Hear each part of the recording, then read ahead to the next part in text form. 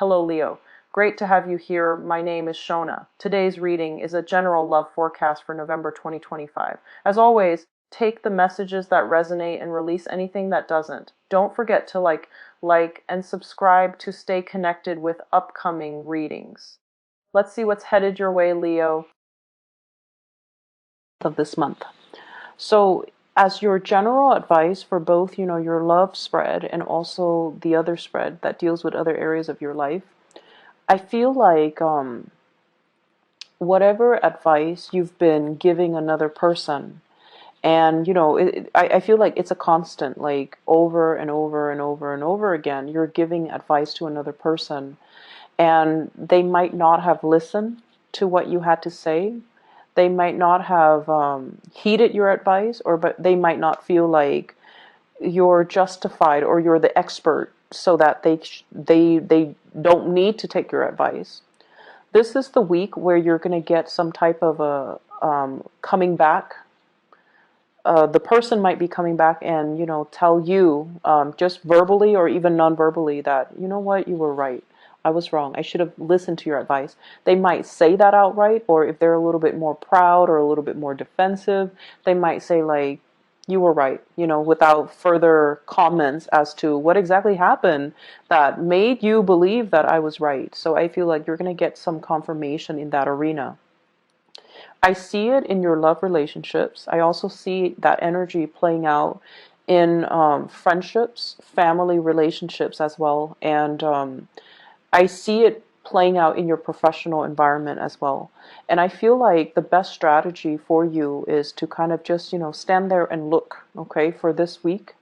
Don't beat a dead horse. So that means, don't, if they're refusing to listen, just kind of let them go on their merry way, because sooner or later they're going to come to the realization that you were right. And then I also feel an element here about not gloating. I don't feel that you're going to do that, because when you give advice, it does come from the heart. And oftentimes, no matter how much somebody frustrates you, when you care about them, that's when you will give advice. If you don't care, you wouldn't waste your time. And so you do care about someone. And that's why your advice comes without strings attached. You do want them to take things to heart and to, do the right thing, or to, walk on the right path. But you're not going to gloat if they mess up or if they veer off track because they deviate from what you told them to do. So anyways, in your relationship sector, this is the energy that you bring to the table. We have here the King of Wands. And this is a really, really strong energy that you exude for this week. This is somebody that knows how to prioritize. They know how to organize. They know how to get things done. And this shows a lot of leadership capability. So I feel like for many of you, you have really established yourself as a major player in your relationships, in your life, in your work environment, in your friendship circle. You're somebody that leads other people. You've been there, you've done that. And I feel like from the sheer amount of experience that you have gathered through your lifetime, you know where you stand. You know how to lead people. You know how to navigate situations and circumstances based on your real life experiences. And when I see this king, he has a shield. He has a sword, and he's got that little rod there. But what it means is it's somebody that is not afraid to get their hands dirty. They don't call themselves a leader, and, when the going gets rough, they run away from battle. They're there in the trenches with the people that they lead to fight, to the end. And so they don't run away from battles. They're very courageous, and they themselves, they have a sense of loyalty to the people that they lead. So whatever values or whatever, life path that you live by, whatever you live by, you die by. So it's like you're not going to give somebody advice that you don't yourself believe in. So I feel like there is no pretenses here. There's no hypocrisy, and people sense that about you.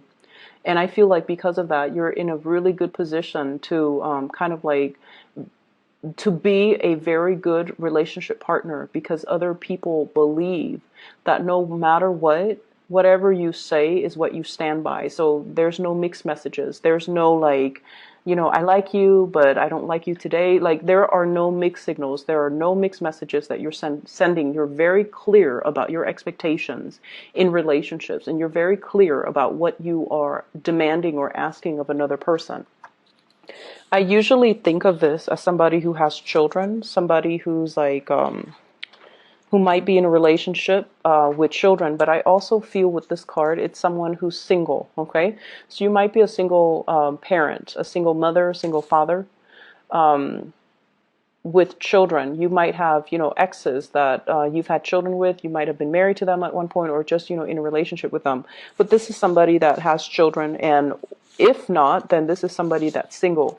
So for many of you, the energy is you are very single for this week. And I feel like that's what I'm tapping into. The partner you're dealing with is somebody who's a little bit more wishy-washy. So their energy is prayer will make it all better. Let's not go out and get our hands dirty. Let's just sit in one place and pray. Pray for things to get better. Pray for improvement. Pray for opportunities. And I feel like your energy is in opposition to what your partner is dealing with here with the Judgment card. And I feel like, you don't mind getting your hands dirty. You do what needs to be done because it needs to be done. And you don't wait around for opportunities. You go and grab opportunities, or you go and scavenge and find opportunities. And I feel like in the love department, you take initiative and you're very clear about dictating, hey, this is what I'm looking for in a relationship partner. This is what I really want. And whereas the other person is a little bit more like, let's wait on things. Let's wait around. Let's wait for another day. Let's wait for the right time. Let's wait for the right circumstances. I feel like they're very, very unclear about what they want. They might even believe in, divine timing, and they might even believe in like things would just magically. It's not very practical or pragmatic. You feel like their heads are in the clouds, and they're really not manifesting and making things happen for themselves. And yes, the Judgment card is all about contact. There's communication back and forth between you and this person. But I also feel like you have given them advice. You have told them, you should do this, you should do that. And they're like, no, let's wait. Let's just let me sort things out on my end. Or, let me just do this other thing. And they never get around to doing what they're supposed to, or they never get around to doing what you have advised them or counseled them on. And as a result of it, dealing with them can be a little bit frustrating because they're not taking the initiative. They're not as grounded, and they don't grab opportunities when opportunities come calling. And so they let a lot of opportunities pass them by. The interaction between you and your partner, I have here the Nine of Wands. And the Nine of Wands mainly dictates your energy as the fire sign. Okay, so the Nine of Wands is like somebody who's battle weary, and they're not sure, like, should I keep plugging away at this? It doesn't seem like there's any movement. Or should I cut my losses and try to move away? And in the traditional Rider-Waite deck, it's that man with the bandage on his head, and he's got 9 rods, and he's kind of battle weary, and he's just kind of paranoid. What I feel, though, is you're assessing, you're being pragmatic. You're being, like, strategic as well. Do I plug away at this relationship? Do I continue giving them advice? Do I continue to, play the role of the father, even though they're supposed to be my relationship partner? Do I take on this maternal, take them under my wings and take care of them and just protect them? Or do I need to find myself another partner? So I feel like for some of you, single or not, you might have a love interest that's a little bit, they're just very different from you. But I do see this element about you giving advice over and over and over again, and they're not really taking the bait, or they feel like, oh, I'll just wait it out. Everything's going to work itself out, and they don't really, it basically absolves them of having to take initiative for their own life. So I do feel somebody that has been through, I feel, their fair share of disappointment. So for example, if it's a partner and they're not able to get a job, right? Just an example. If they're not able to get a job and you tell them, for you, it's very easy because you come from a different space. But I feel like for them, it's a little bit more difficult because they've gone through possibly, months of interviewing and never getting called back. And then they've gone through like a lot of resume revision, right? And they're tired. And just think about it. If it's like, if someone has gone through 9 interviews, right? All from different companies, all with different people, and they have been turned down 9 times. I mean, at the end of the day, it's really hard to say that, oh, I'm not qualified for the job. I feel like the reality of it is they don't like me. 9 separate companies, 9 separate interviewers, 9 separate situations didn't want me. It's very tragic for the ego. It's very demoralizing. And I feel like that's similar to the space that your partner is dealing with or coming from, where there's something that they're not able to admit to themselves. And I feel like when it's denial, or when it's like, things that they're glossing over, whoever it is, they have to come to terms with it on their own time, and they have to come to terms with it in their own way. And so you can talk and advise and, tell them till you're blue in the face. But until they're able to admit these certain things about themselves, it's really hard for them to make changes, right? It's really hard for us to make changes when we're in denial.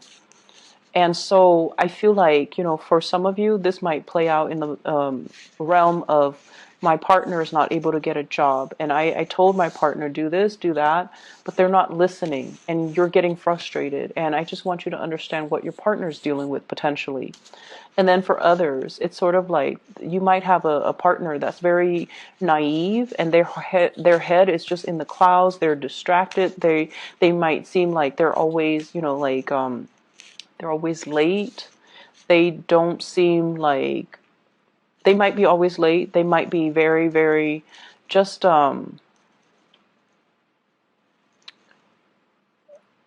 they might not be very affectionate. And time again, you told them, I want more affection. I want things to change. I feel very much by myself, like I'm a single person, even though I'm dating you. And I feel, like you tell them many, many times. And this might be the week where they come in and try to make some changes, okay? Because I feel like change is coming for you. So I have here this is the Knight of Pentacles.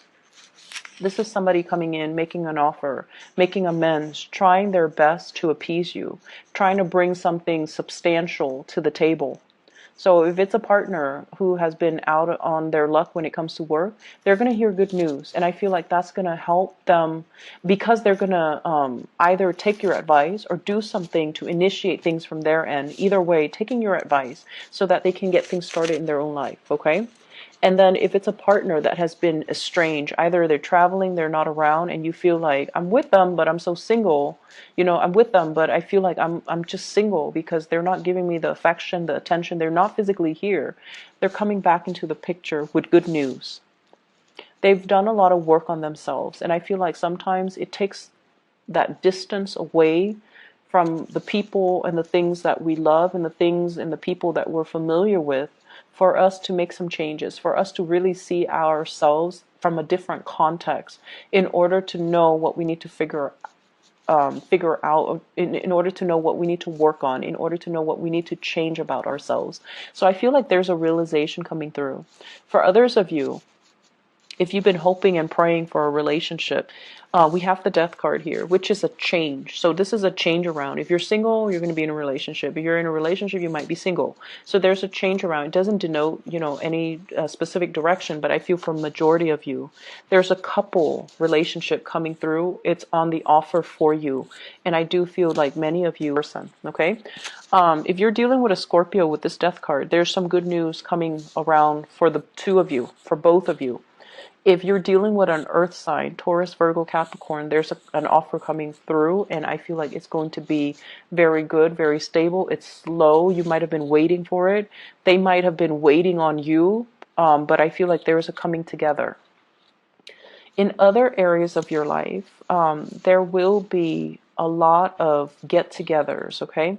Get-togethers with old friends, get-togethers with old colleagues, get-together with like family members, but I feel more so friends, colleagues, like people you used to work with, people you used to go to school with, more in a more social, professional type of a setting, not so much family.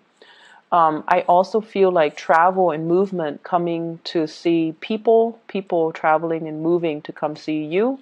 And I feel like these are long-standing, significant friendships, okay? I feel like these people have been around with you through a very important milestone in your life. And I say that because of the Six of Cups. This is a flashback from the past, walking down memory lane, recalling, like a lot of fun times between you and another person. And I'm always drawn to this tear, the person is crying.